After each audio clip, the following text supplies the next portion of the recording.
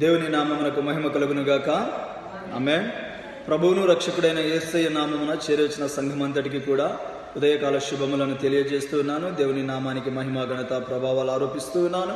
ఎందరికో లేని గొప్ప ధన్యతను దేవుడి దినాన మనకు అనుగ్రహించినందుకు మనం ఎంతగానో ధన్యులమై ఉన్నాం.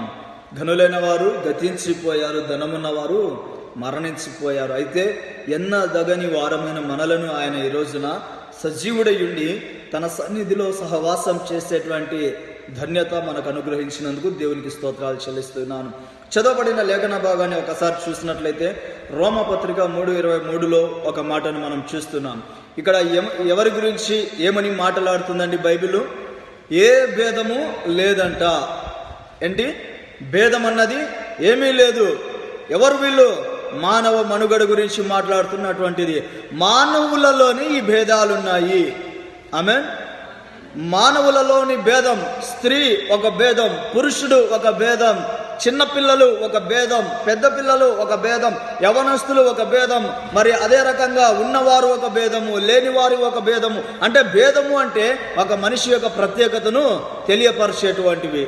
ఇక్కడ ఉన్నవాళ్ళు కావచ్చు, లేని వాళ్ళు కావచ్చు, కుల మతాలకు అతీతంగా మతాలను పక్కన పెట్టి, కులాలను పక్కన పెట్టి మనిషిగా పుట్టిన ప్రతి వ్యక్తి గురించి వాక్యం ఒక మాట సెలవిస్తుంది. అదేమనంట? ఏ భేదము లేదంట. ఉన్నోడని లేదు, లేనోడని లేదు, చిన్నోడని లేదు, పెద్దోడని లేదు, పురుషులని లేదు, స్త్రీలని లేదు. ఏ భేదము లేకుండా ఏం చేశారంట? అందరూ పాపము చేశారంట. అందరి గురించి ఏం చెప్తుందండి వాక్యము? పాపం చేశారు. ఏంటి నీ క్వాలిఫికేషన్ ఈ రోజున? ఒక పాపి. ఏంటి డబ్బున్న వాడి క్వాలిఫికేషన్ ఈ రోజున? ఒక పాపి. డబ్బు లేనటువంటి వాడి పరిస్థితి ఏంటి? నీ స్థాయి రోజున ఒక పాపి. ఏంటి సార్ పొద్దునే మమ్మల్ని పాపి పాపి పాపి అని ఇట్లా తిడుతున్నావు అని అనుకుంటున్నారా? ఏమా ఏంది అని పొద్దునే వాక్యం స్టార్ట్ చేసి పాపి పాపి అంటున్నాడని ఆలోచిస్తున్నారా? ఇది నేను అంటున్న మాట కాదమ్మా, బైబిల్ అంటున్న మాట. పోనీ నేను నీ గురించి అంటున్నానంటే అంతకన్నా కాదు. బైబిల్ ఏం చెప్తాంది? అందరి గురించి చెప్తాంది. లోకములో ఉన్న ప్రతి మానవుని గురించి వాక్యం సెలవిస్తుంది. ఏమని?